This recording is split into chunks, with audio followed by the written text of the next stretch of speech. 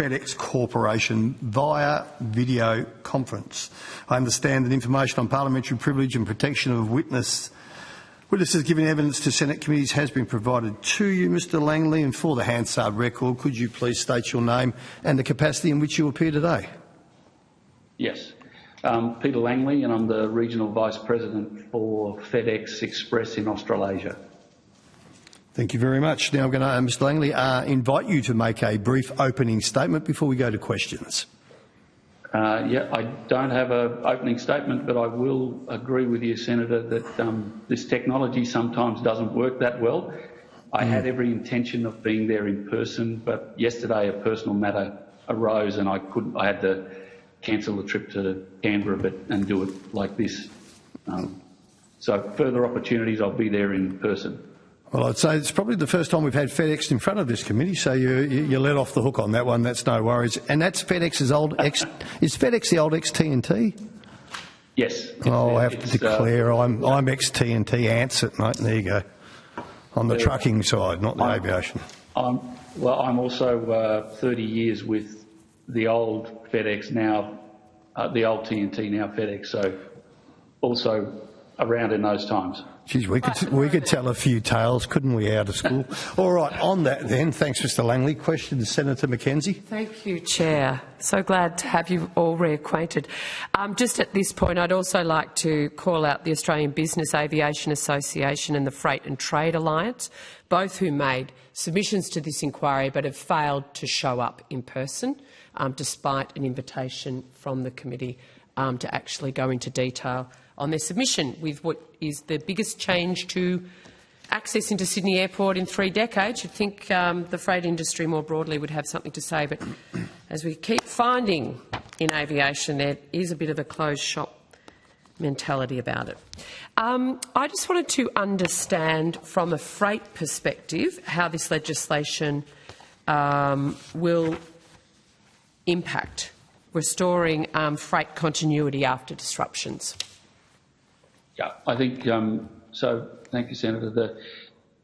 The after disruption window is important for us. So we operate relatively few slots for international and then connected domestic flights, mostly outside of peak. But what we do move is about 150 shipments per week of urgent medical shipments, blood, organs, things like that need to come in. So if there's a disruption, those are highly time sensitive. So it will greatly help to keep the continuity. And you know, those organs are farmed in lots of different places in Australia, and then many are moved into Sydney. So they're very time critical. So to have those extra slots and to have the window available so that we can get the recovery, those come through on passenger jets.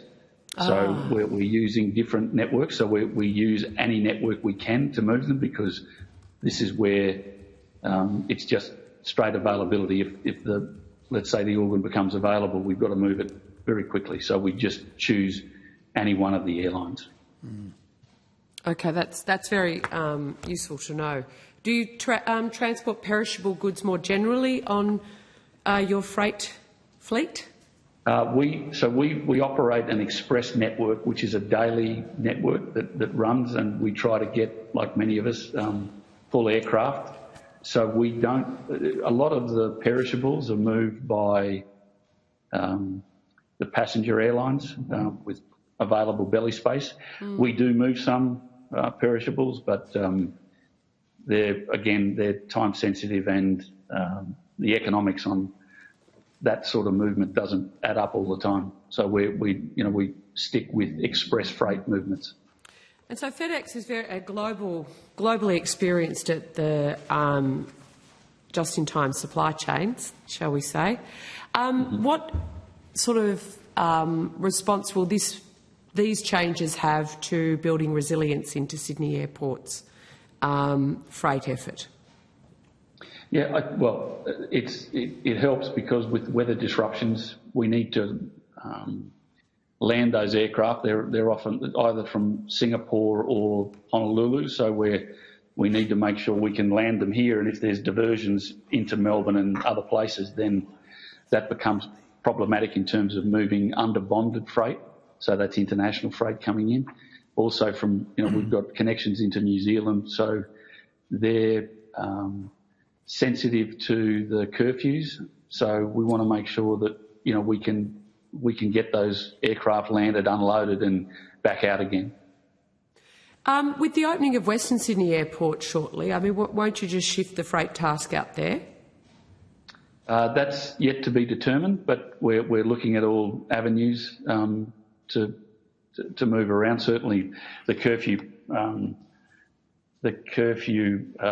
is presenting some issues for Kingsford Smith Airport, but there's some time to go before everyone needs to plan to get out to Western Sydney Airport. Can you just talk us through the anticipated benefits of the new slot allocation transparency requirement for freight companies seeking more equitable access than they currently enjoy? Yep. So we've not had issues with slot allocation in the past, but having said that, we are not normally operating through peak periods and through the peak. So, we're landing aircraft later evening, middle of the evening, and then out in the morning. So we're lucky enough that the freight moves when we want it versus passengers that move when they want. So we're making the decision. Inanimate objects, yes. Beneficials. What are the current challenges facing air freight operators under the existing system? Sounds like it's quite okay. Like, why do you want it changed?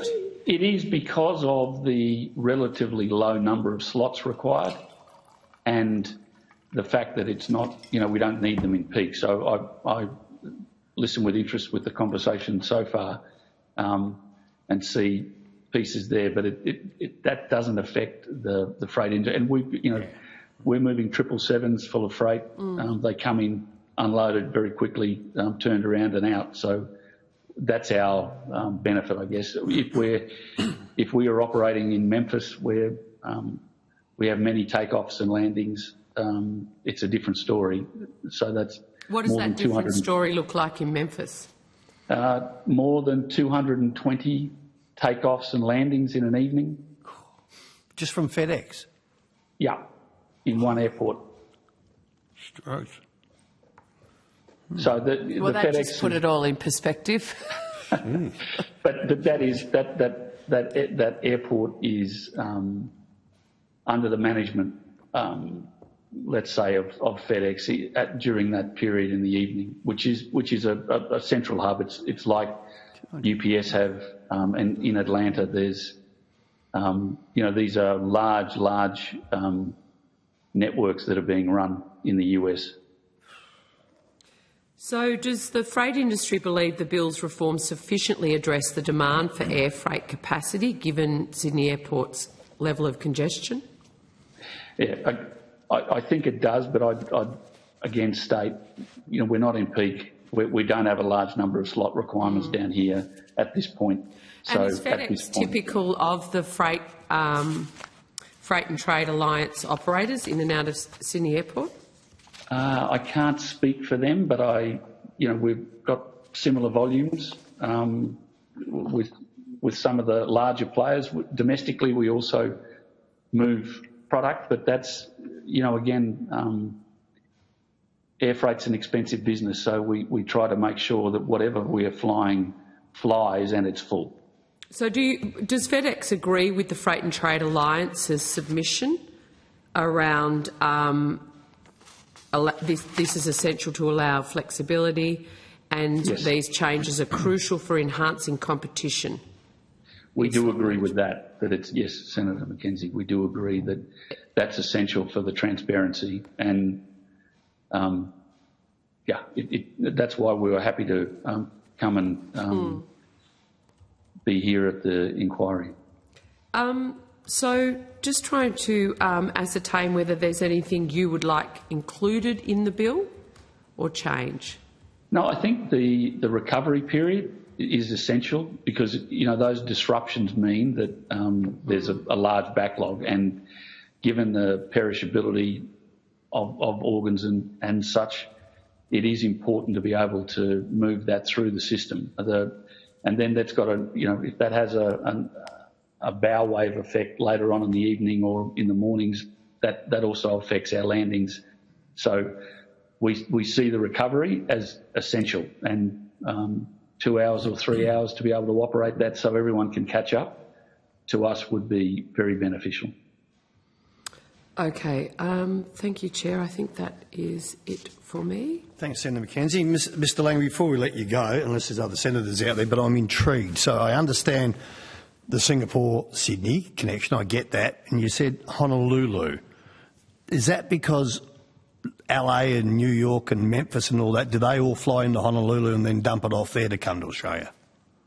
Yeah, so we operate mostly through Memphis as a central hub, but Oakland and some others, Indianapolis, that goes into Honolulu because Honolulu is also a domestic operation for the US. Right. And then freighters come from Honolulu down into here and then back up into China to be repositioned. Wow. And this goes on every night. It's a shame a lot of people don't know what we do in the transport industry, but very, very interesting. That's exactly right. And let alone all of the domestic connections and all of the many hundreds of trucking movements that still continue every evening all across the nation. That's right. Yeah, absolutely. No, I'm well aware of that.